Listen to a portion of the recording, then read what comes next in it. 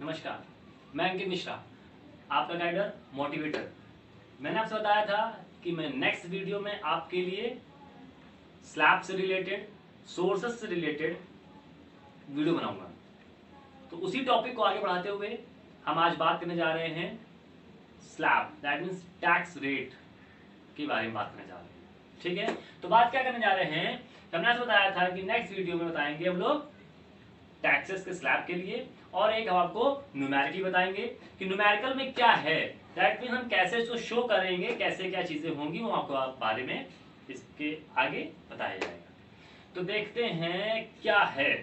तो यहाँ बताया गया है the tax rate income tax slab for the year A Y का मतलब क्या है, असेसमेंट ईयर। मैं कहने मतलब ये है कि जिस ईयर आपका जो टैक्स जो होता है वो चेक किया जाता है, एसेस किया जाता है।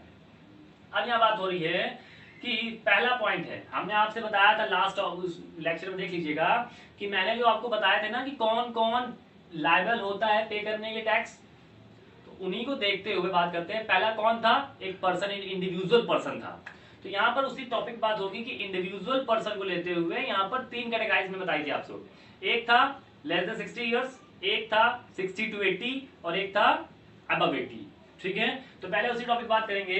तो यहाँ पर कह रहा है इन केस ऑफ इंडिविजुअल, चाहे वो रेसिडेंट हो या नॉन रेसिडेंट हो, लेस देन 60 इयर्स, मतलब कि 60 साल से जो कम का व्यक्ति है वो कैसे अपना टैक्स पे करेगा अपनी इनकम के अकॉर्डिंग। तो देखते हैं, ये लिखा हुआ है द नेट इनकम रेंज, जो उसकी इनकम है, और इनकम टैक्स रेट जो दिया है क्या, कि अगर 2.5 लाख तक अगर वो इनकम करता है तो कुछ भी पेमेंट नहीं करना है।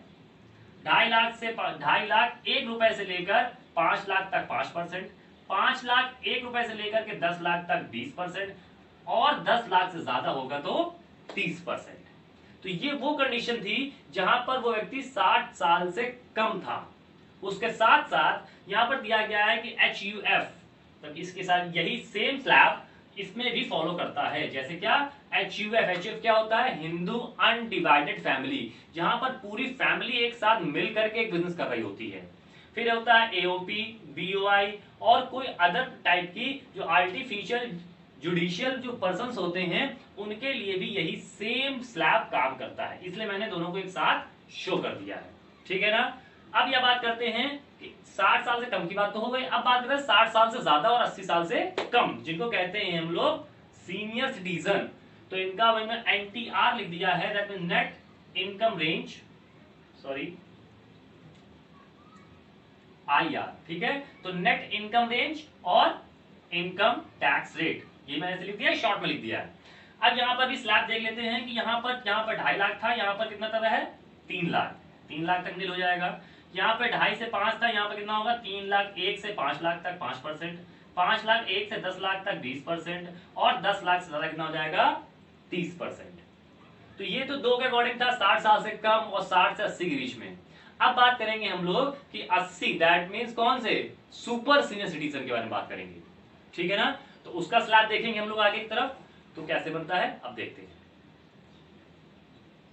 अब आगे बात में जा रहे हैं कि जो 80 साल से जो ज्यादा के लोग होते हैं वो क्या इनकम करते हैं और उस पर क्या टैक्स रेट करता है। तो हमारा बात कही जा रही है जो 80 साल से ज्यादा होते हैं उन्हें कहते हैं क्या, सुपर सीनियर सिटीजन, हमारे दादी बाबा।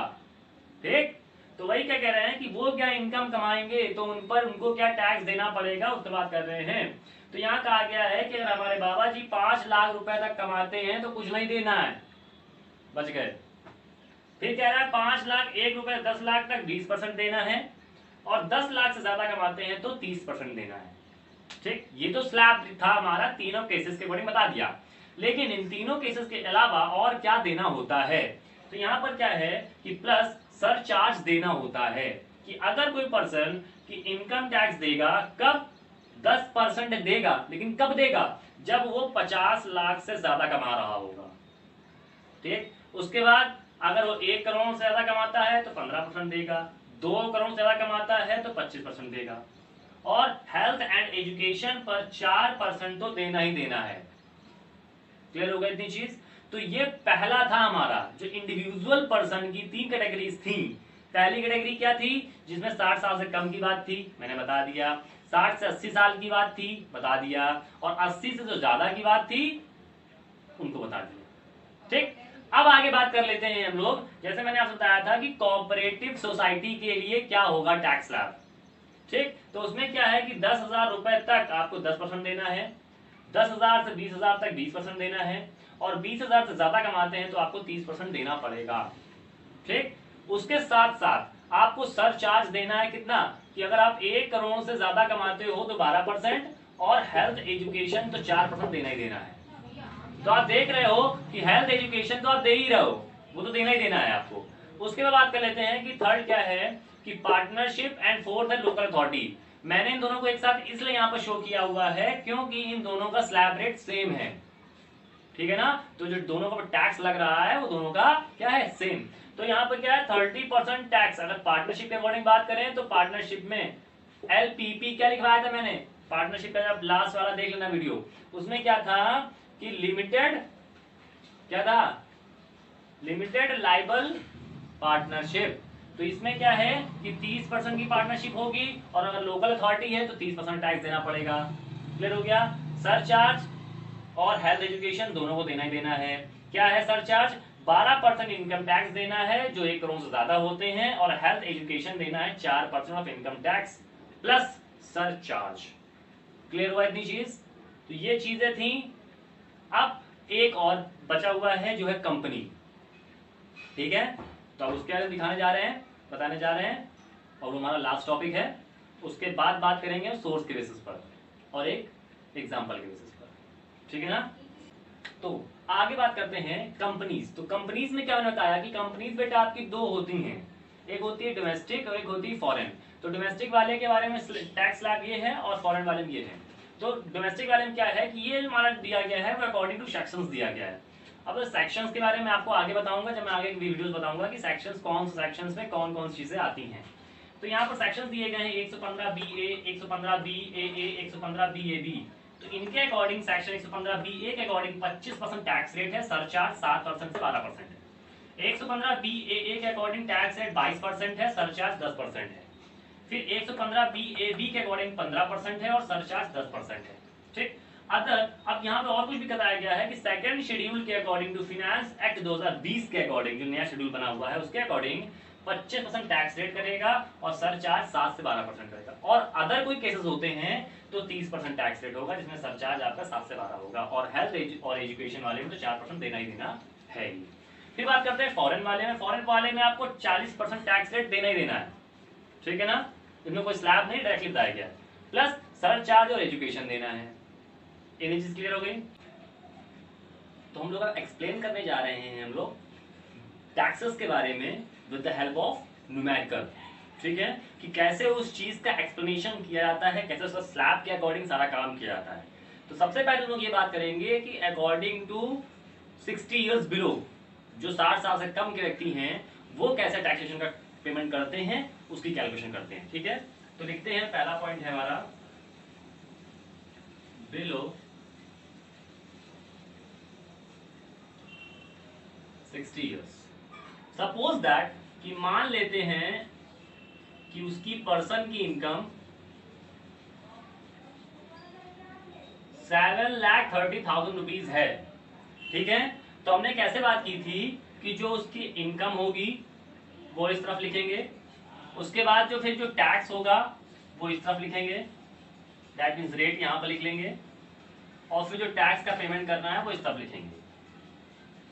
तो सबसे पहले हम लोग क्या बताया था, और स्लैब इस तरफ बना देते हैं हम लोग। तो स्लैब में क्या था, सबसे पहले हम लोगों ने ये कहा था कि जो पर्सन है उसकी जो 60 ईयर से कम का था, तो उसमें क्या था कि पहले क्या था अप टू 2.5 लाख, ठीक है ना। तो अप टू 2,50,000।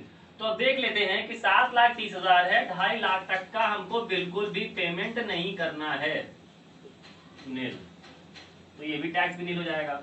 अब यहां देखते हैं कि 7,30,000 रुपए थे जिसमें से 2.5 लाख पर बिल्कुल भी पेमेंट नहीं करना है, तो कितना बचेगा 4,80,000 रुपीज।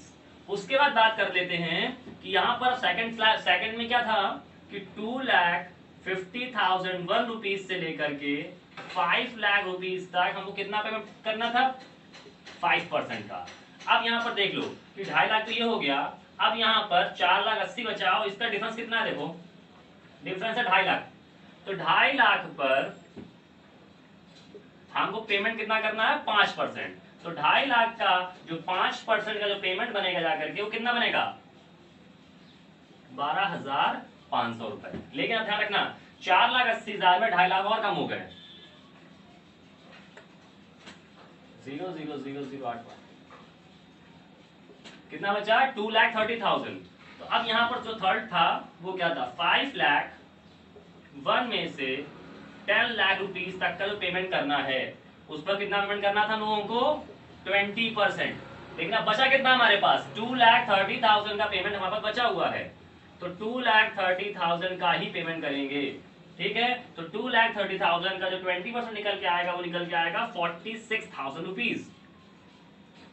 अब तो कुछ बचा नहीं, अगर इसके आगे और अमाउंट बचा होता तो 2,30,000 का हम लोगों ने यहाँ पे डिडक्ट कर दिया और वैल्यू हो गई नील। अगर हमारे पास और एक्स्ट्रा वैल्यू होती तो हम लोग इसी के आगे 30% तक टैक्स का डिडक्शन करते।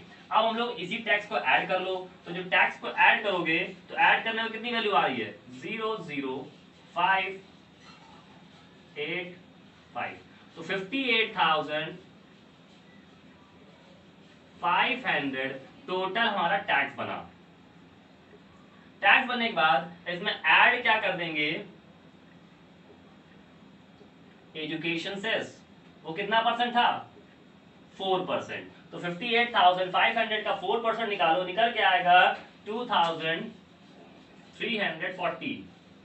इसको ऐड कर लो, अब डबल लाइन से क्लोज कर देंगे तो इसका आ जाएगा 60,840। तो ये जो वैल्यू निकल के आई ये निकल के आ गई टैक्स पेबल की। ये चीज क्लियर हो गई। तो इस तरीके से हमें कैलकुलेशन करनी होती है। अब ऐसे ही अगर हम लोग बात करते हैं 60 to 80 की, तो 60 to 80 में क्या होगा कि यहाँ पर जो स्लैब है वो हो जाएगा 3 लाख रुपए, यहाँ 3 लाख से 5,000, तो इसका डिफरेंस जो होगा उसके अकॉर्डिंग सपोज दैट यहाँ पर 11 लाख रुपए होता, तो अगर 11 लाख रुपए होता तो 2.5 लाख यहाँ लेते, फिर 2.5 लाख यहाँ का काम करते, फिर यहाँ 5 लाख का काम हो जाता। ठीक है ना, फिर तो कैसे होता 11 लाख है तो 2.5 लाख का काम यहाँ हो गया, फिर क्या हुआ डिफरेंस इसका 2.5 लाख है तो 2.5 लाख का काम यहाँ हो जाता, तो 5 लाख का काम यहाँ हो गया, फिर यहाँ हो गया 5 लाख का, ये 5 लाख का काम हो गया। तो टोटल कितना काम हो गया 2.5, 5, 5, 10, अभी बचा है कितना 1 लाख रुपए। तो 1 लाख रुपए बचा, उसका काम फिर यहाँ हम लोग 30% से आगे कर देते हैं। ठीक है, क्लियर हुआ ये चीज। तो इस तरीके से हमें सारा काम करना होता है। क्लियर हो गया। फिर भी अगर समझ नहीं आया है तो आप हमसे कमेंट बॉक्स में पूछ सकते हो। ठीक, अब इसके आगे क्या है कि जैसे हमने टैक्स पेबल कर दिया, टैक्स पेबल के बाद क्या होता है, जैसे आपको रिबेट मिलती है, कुछ डिडक्शंस मिलते हैं, तो ये टैक्स के बाद जो आपको डिडक्शंस मिलती हैं उन डिडक्शंस कौन सी होती हैं under section 80C to 80U। तो इन सभी डिडक्शंस के बारे में हम लोग आगे जो वीडियोस बनाएंगे उसमें बात करेंगे। क्लियर हो गई चीजें, समझ आ गया। Thank you.